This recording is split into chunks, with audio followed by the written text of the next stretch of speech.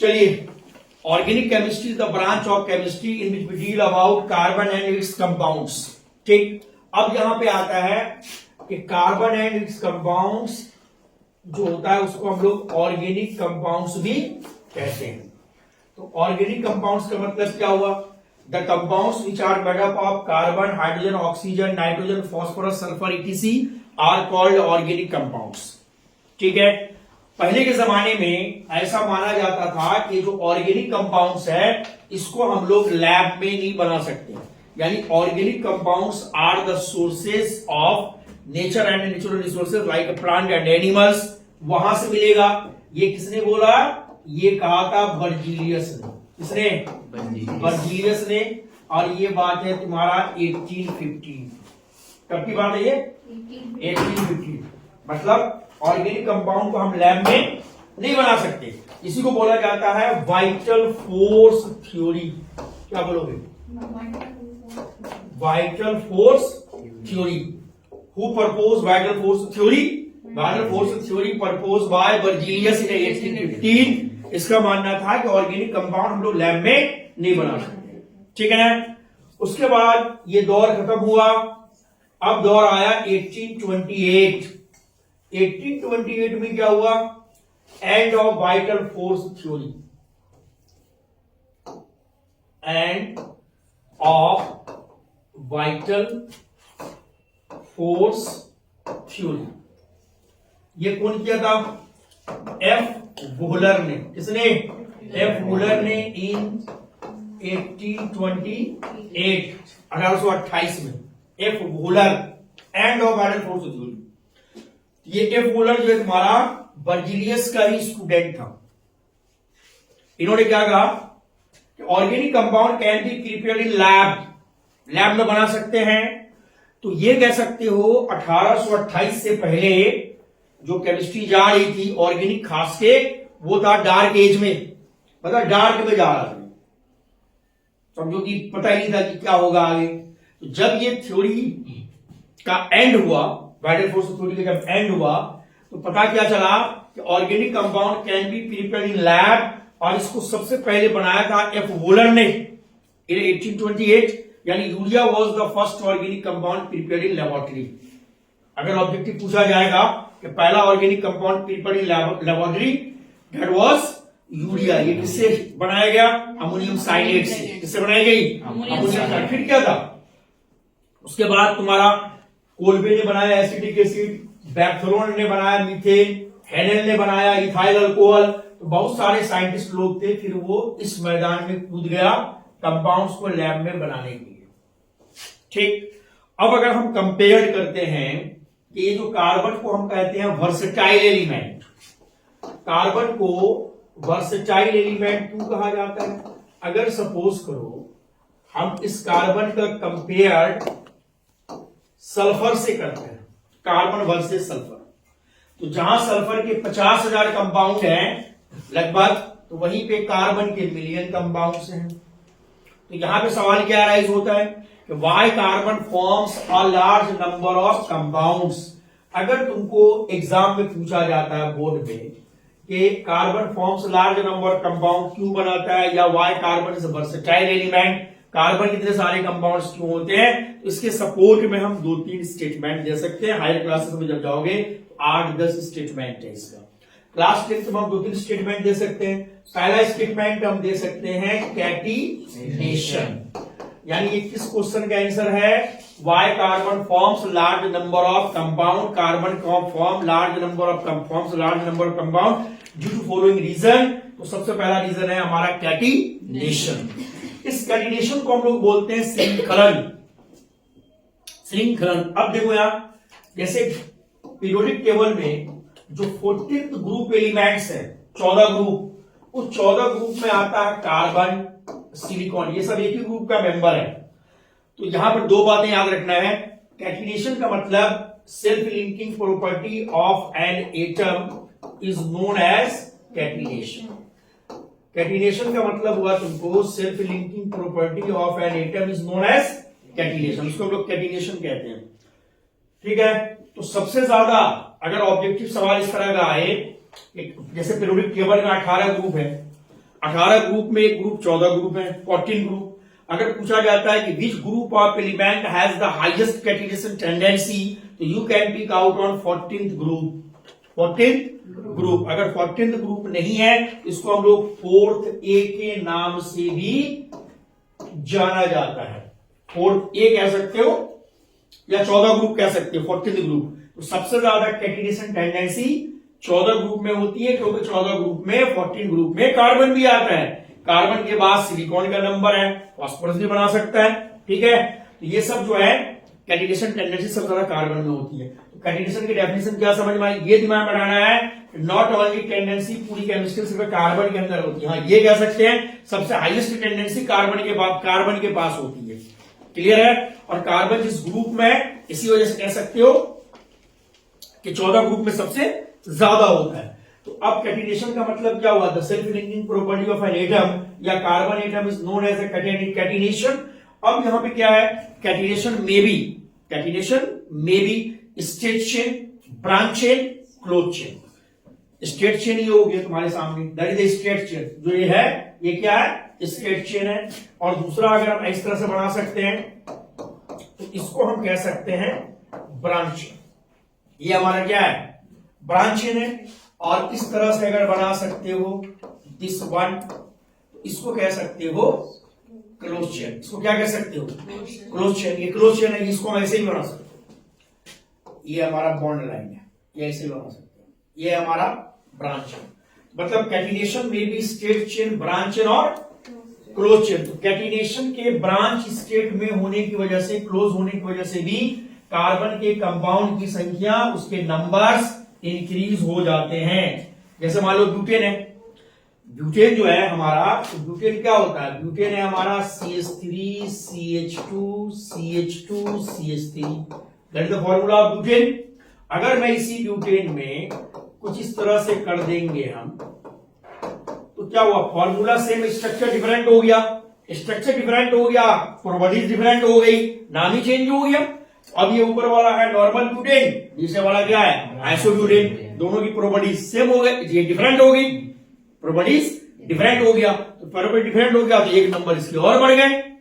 अगर तुम बात करते हो डीकेन की, डीकेन C10H22 जो कि एल्केन का 10वां मेंबर है, ये 75 आइसोमर देता है, 75 आइसोमर से देते हैं। तो हायर क्लासेस में तुम पढ़ोगे 11 12 में, उसका फॉर्मूला है नीट लेवल में, ठीक है। उसके फॉर्मूले से पता है उसमें क्या होता है, 75 स्ट्रक्चर हम लिखते नहीं है, 1-2 स्ट्रक्चर लिखना पड़ता है, इसलिए क्लास 10th में दे दिया गया है। पेंटेन का स्ट्रक्चर लिख लो, ब्यूटेन का स्ट्रक्चर लिख लो। तो पहला टेंडेंसी क्या हो गया, पहली प्रॉपर्टीज, उसका रीजन क्या हो गया, पहला कैटिनेशन। दूसरा रीजन होता है इसका मल्टीपल बॉन्ड। दूसरा हमें देना है मल्टीपल बॉन्ड। तो मल्टीपल बॉन्ड में हम लिखेंगे carbon carbon single bond, carbon carbon single bond. Single bond का बॉन्ड लेंथ होता है 1.54 एंगस्ट्रॉम। उसके बाद होता है डबल बॉन्ड, डबल बॉन्ड का होता है 1.34 एंगस्ट्रॉम। उसके बाद होता है तुम्हारा ट्रिपल बॉन्ड, इसका होता है 1.20 एंगस्ट्रॉम, 1.20 एंगस्ट्रॉम, 20 एंगस्ट्रॉम। और 1 एंगस्ट्रॉम होता है 10⁻⁻10 मीटर। सुना 1 एंगस्ट्रॉम क्या होता है, 10⁻⁻। अरे भाई ये सब वैल्यू याद कर लो, अभी 11th में काम आएगा। अगर मान लो 11th क्लास में स्ट्रक्चर ऑफ एटम पढ़ोगे, जहां पर तुमको लैम्डा निकालना, lambda equal to C by mu, lambda equal to C by mu. C क्या है वेलोसिटी, म्यू क्या है फ्रीक्वेंसी, और लैम्डा क्या है वेवलेंथ। ये सारे न्यूमेरिकल में लैम्डा की वैल्यू में जो वैल्यू होता है वो नैनोमीटर में गिवन होता है, पिकोमीटर में गिवन होता है, फर्मी में गिवन होता है, माइक्रोन में गिवन होता है। और 1 माइक्रोन होगा 10⁻⁻6 metre, 1 nanometre 10⁻⁻9 metre, 1 angstrom 10⁻⁻10 metre, 1 picometre 10⁻⁻12 metre, 1 fermi 10⁻⁻15 metre. नहीं पढ़ा है, वही फर्मी, एनरिको फर्मी क्या बनाया, न्यूक्लियर रिएक्टर, कब 2 दिसंबर 1942। आ जाओ इधर, तुम नहीं लोगे, कोई और ले लेना, फिर इसको जरूरत पड़ेगी इसकी। आगे है टेट्रावैलेंसी, टेट्रावैलेंसी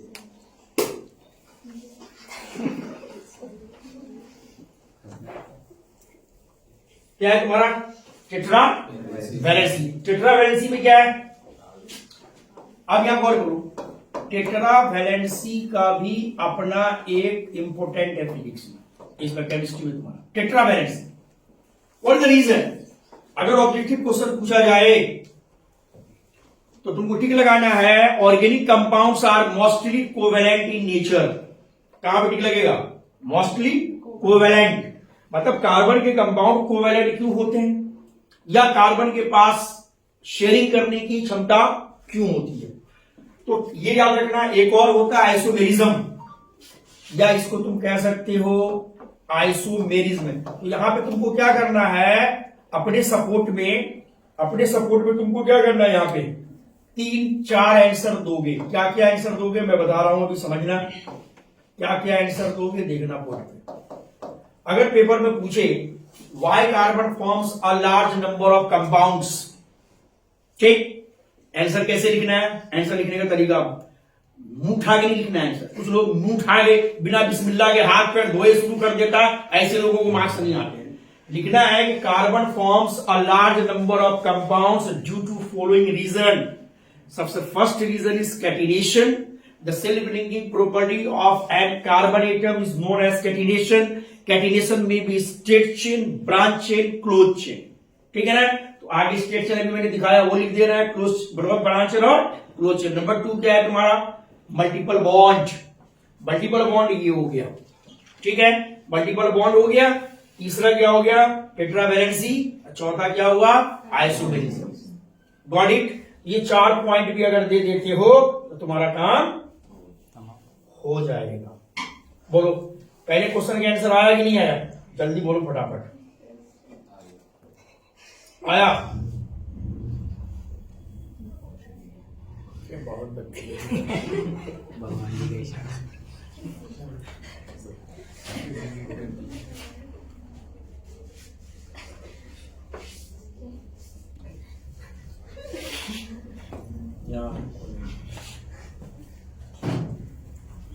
हो गया आंसर, जल्दी बताओ फटाफट। कितने आंसर होगा बताना फटाफट। क्या क्या हुआ, 4। कैटिनेशन, अब कैटिनेशन में भी 3 स्ट्रेट चेन, ब्रांच चेन और क्लोज चेन। दूसरा क्या देना है, multiple bond, single bond, double bond और ट्रिपल बॉन्ड, ठीक है नहीं।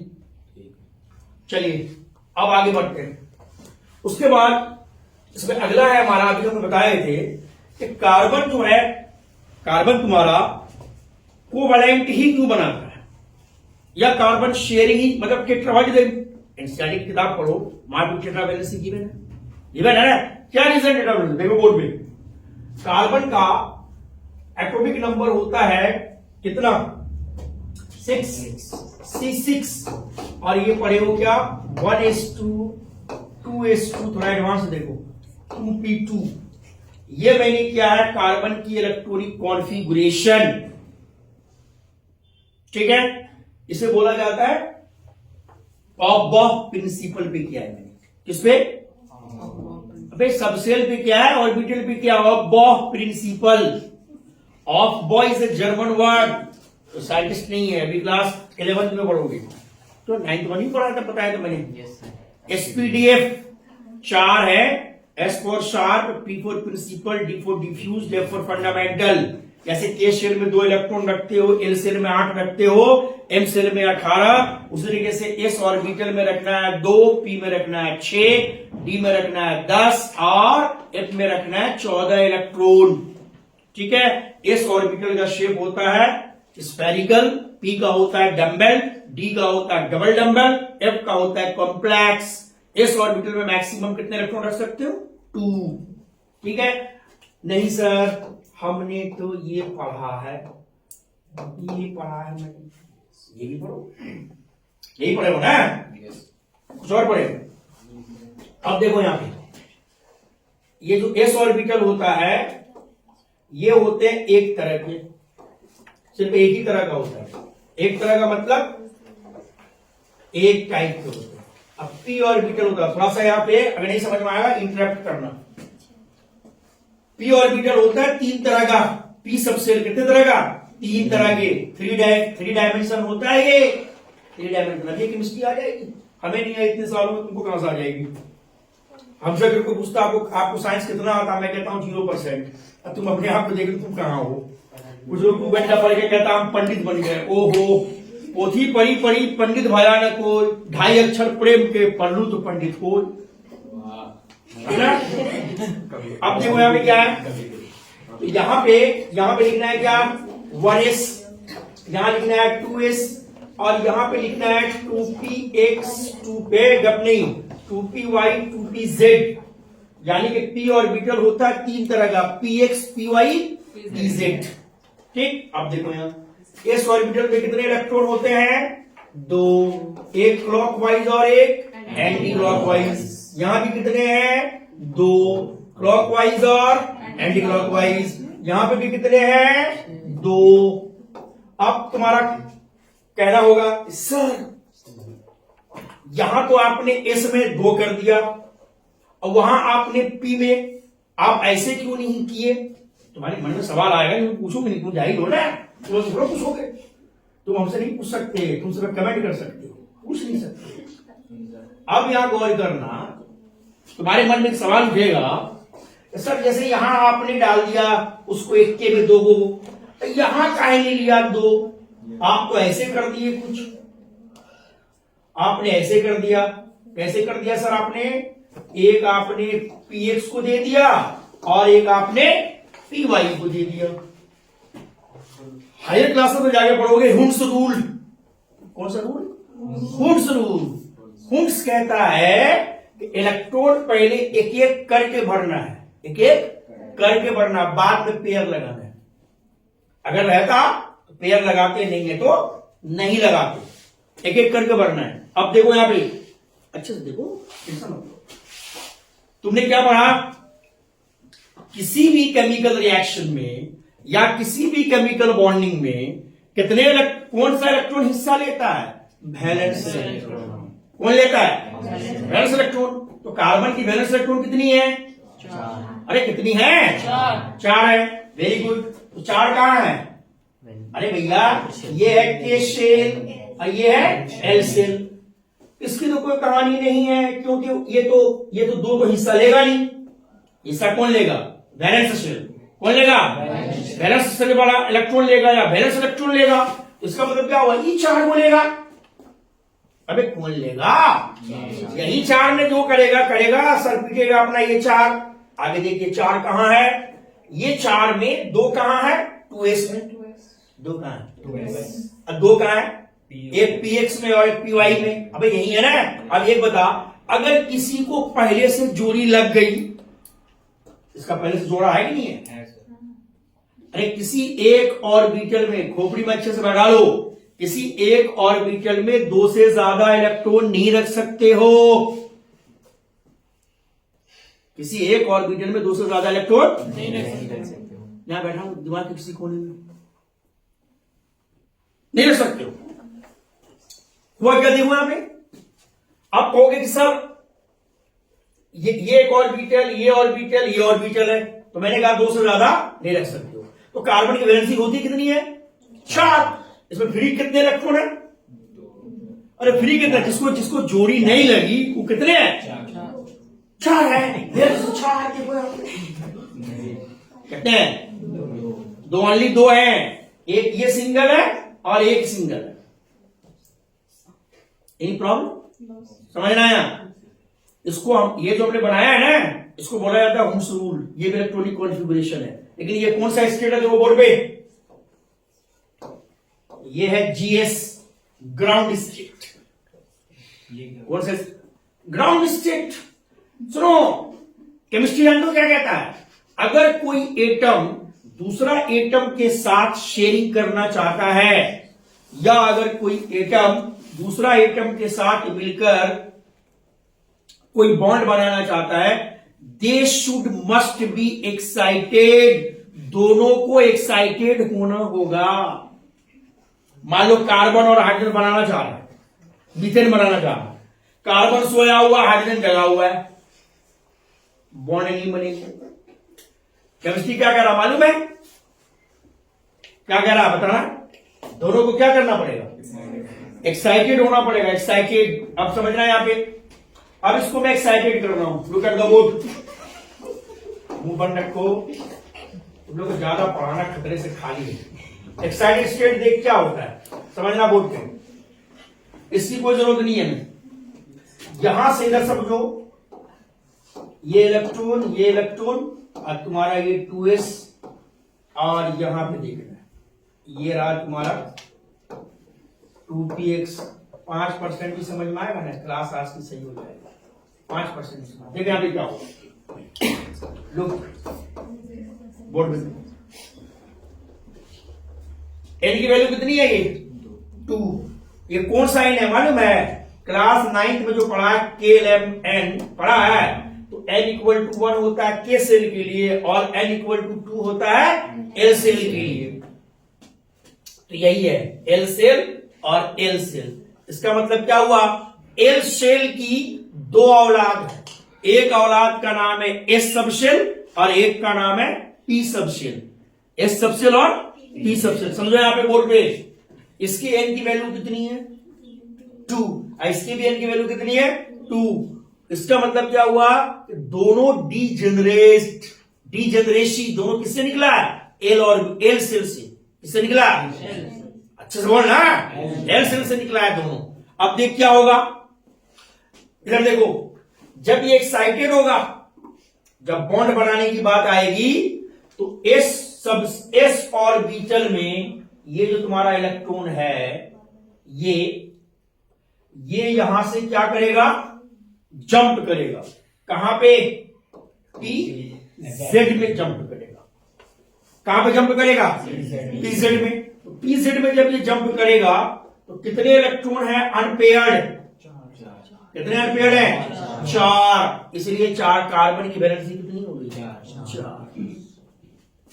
अब अगर हाइड्रोजन अपना इलेक्ट्रॉन लाना चाहे, एक यहां ला सकता है, एक यहां, एक यहां, एक यहां, तो ये बन जाएगा मीथेन। क्या बन जाएगा ये, मीथेन। तो यहां पे तुमको हम बता रहे थे ग्राउंड स्टेट और हमेशा ध्यान रखना है, एक चीज पढ़ोगे VBT, वैलेंस बॉन्ड थ्योरी, वो क्या कहता है कि अगर कोई 2 एटम आपस में कंपाउंड बनाना चाहे तो उसको, या बॉन्ड बनाना चाहे तो उसको एक्साइटेड होना पड़ेगा, एक्साइटेड स्टेट में आना पड़ेगा। They come closer to each other, एक दूसरे के करीब आनी पड़ेगी। तो अब ये तुम्हारा कार्बन का एटॉमिक नंबर 6, 2 और 4, इसका है तुम्हारा 2 और 4, और ये हो गई इनका न्यूक्लियस, और यहां पर एक इलेक्ट्रॉन, एक ये रहा दुश्मन, यहां हो गए 2 इलेक्ट्रॉन और यहां हो गया 1 2 3 4 इलेक्ट्रॉन, हो गया 4 इलेक्ट्रॉन। अब यहां पे समझना है कि इस इलेक्ट्रॉन और न्यूक्लियस के बीच में जो फोर्स लगती है उसका नाम है electrostatic force of attraction, electrostatic force of attraction. और मैंने तुमको क्या बताया था पहला चैप्टर केमिस्ट्री में कि ionisation energy is inversely proportional size of atom. याद आया, अगर किसी एटम का साइज बढ़ेगा तो उसकी आयोनाइजेशन एनर्जी कम होगी। तो आयोनाइजेशन एनर्जी क्या होता है, किसी भी एटम को अपने आउटर मोस्ट ऑर्बिट से एक इलेक्ट्रॉन को बाहर निकालने में जो एनर्जी रिक्वायर्ड होती है, that energy is called the ionisation energy. अब देखो यहां, मान लो कार्बन अपना एक इलेक्ट्रॉन लॉस कर रहा है, सपोज करो, तो क्या होगा फिर, न्यूक्लियस के अंदर पूरे 6 के 6 प्रोटॉन होंगे, अरे होंगे ना, और इलेक्ट्रॉन एक निकल जाएगा तो अब कितने बचेंगे 5। तो अब ये इलेक्ट्रॉन को क्या करेगा, न्यूक्लियस और अपनी तरफ खींच लेगा। तो होती क्या है, यहां पर हाई इलेक्ट्रोस्टैटिक फोर्स, यानी ज्यादा साइज छोटा है कार्बन का, छोटा साइज होने की वजह से यहां पर आयोनाइजेशन एनर्जी ज्यादा लग रही है, आयोनाइजेशन एनर्जी ज्यादा लग रही है। और ज्यादा आयोनाइजेशन एनर्जी लगने की वजह से, ज्यादा इसके आयोनाइजेशन एनर्जी होने की वजह से कार्बन अपने चारों इलेक्ट्रॉन को लॉस नहीं कर सकता है, इसलिए कार्बन क्या करता है, दूसरे एटम के साथ शेयर्ड करता है। इसीलिए कार्बन के कंपाउंड्स यानी organic compounds covalent in nature होते हैं। तो तुम उसका आंसर ऐसे भी लिख सकते हो कि the size of carbon atom is small due to small size, high ionisation energy of carbon. Due to high ionization energy of carbon, carbon cannot lose the total 4 electrons, only shared with the other atom. That's why organic compounds are mostly covalent in nature. बोलो, आया समझ में यहां तक?